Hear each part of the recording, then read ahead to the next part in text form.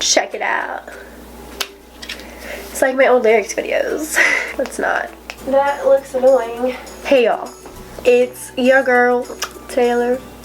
I honestly don't know why I say the things that I do. Today, I'm gonna be telling you guys 3 stories. These stories are so cringy. Like, I'm kind of, I don't even want to put them on the internet, but I figured I would do it because sometimes you just gotta let this stuff go. Also, all of it happened in the past, at least 2 years in the past, so I've grown, I've learned, I've changed. I am not who I used to be. Ugh. Okay, so here are 3 of my cringiest moments. Like, they're just cringy.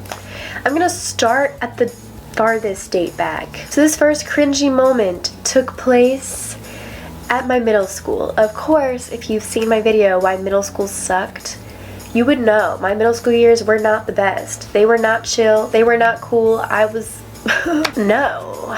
I recently remembered this. I really think that my brain suppressed it to the point where like I wouldn't, you know, think about this moment a lot and like dwell on this because there was this kid that I kind of had a crush on, and I think he kind of liked me too. I don't really know. I'm gonna call him his name, whatever. His name was Ari, and we had a math class together, and like he used to say to me like, "Hey Taylor, like, can you make me a sandwich?" And I would always be like, "No, like, what?"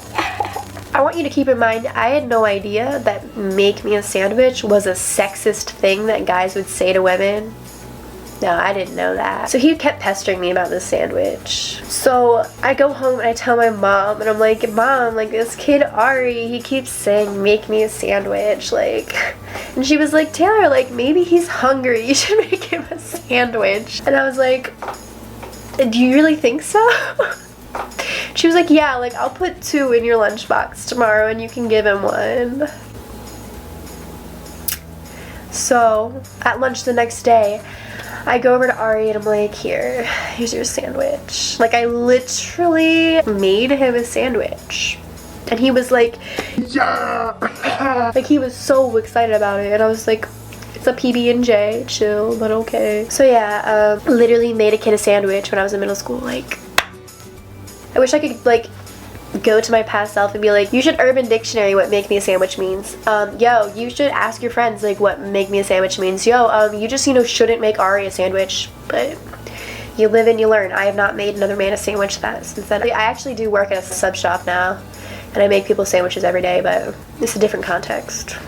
So this next story took place in high school, which was also cringy for me. When I look back at it now as a sophomore in college, I'm still like, oh god. I had a crush on this kid. Actually, all these involve boys. Cringy things happen around boys. I played volleyball because I'm a baller.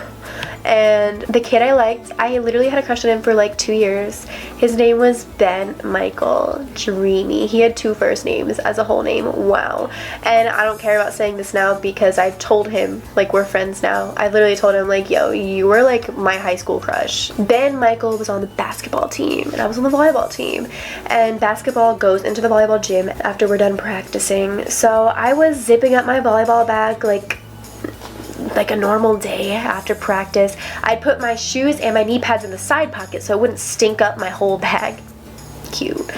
And I had these little hand sanitizers like attached to the zipper. I am trying to zip up my shoes and my knee pads in this one zipper, and it's like really compact because it's not meant for like all those things, but I try to fit it in there. So I'm pulling it, and then all of a sudden my hand sanitizer thing that was attached to the zipper snaps, and my hand flies up from the velocity of it.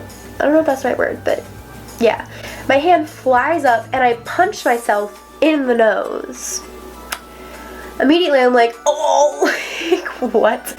And then I feel my nose start gushing with blood. My nose is very prone to bleeding, like it just bleeds, and I'm like, ah, like it's always been like that. In fact, one time when I was little, my little brother dropped a toy fire truck on my face and my nose bled for 20 minutes. So anyway, now here I am, I have punched myself in the nose, it's bleeding, viciously, a crazy amount. So I run straight for the bathroom, and there's all the basketball boys in the hallway, including Ben Michael himself, watching me like run to the bathroom. So yeah, I go into the bathroom and it looks like a crime scene in there. Like, it's disgusting. It's so gross. And it was all self-inflicted.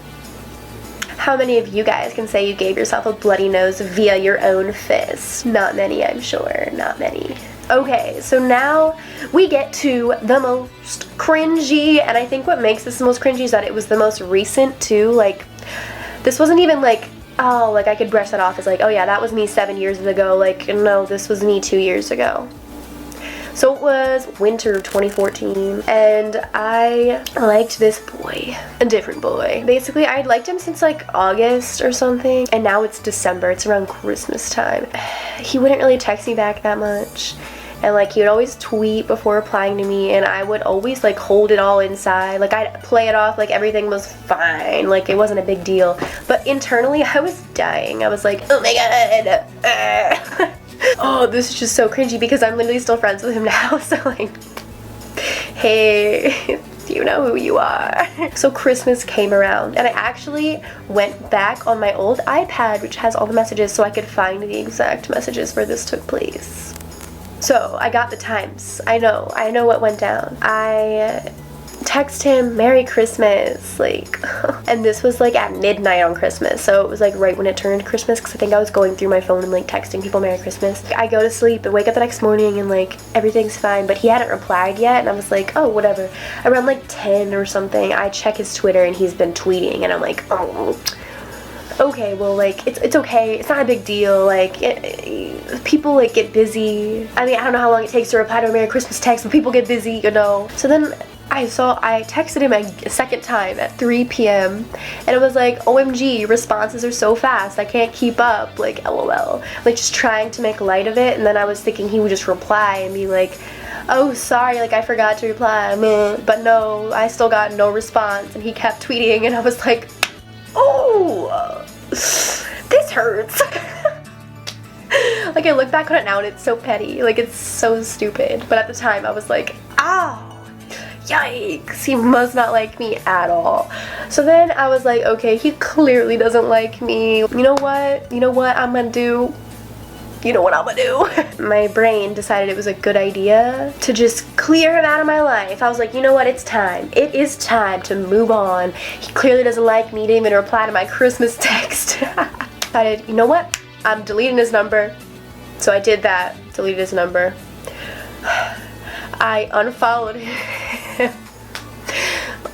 Oh man, cringe.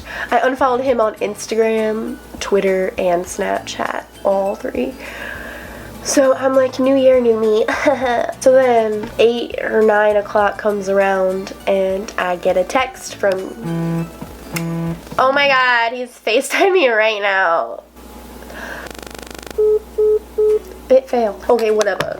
I'm gonna continue because I'm in the vibe right now. So I get a text from you can guess who at 9 o'clock, and he was like, hey Taylor, Merry Christmas. I'm sorry, it's been a really bad day. How was your day though? With like a bunch of O's. And I'm like,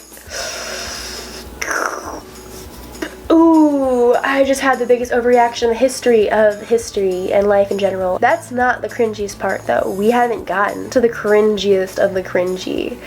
So at this point, I'm like, okay, I'm literally like internally dying at this point because I don't even know what I'm supposed to do. First, I realized I have some major damage control to do. I started from the ground level. I knew that if I was gonna make this an okay thing and make myself not seem crazy, I'd have to start following him back, but in a way where he wouldn't notice it, which obviously is impossible. Like, first, I tweeted, when your phone randomly likes to unfollow people, and I know I tweeted this because I saw it on my time hop on Christmas, and I was like, oh my god, wow.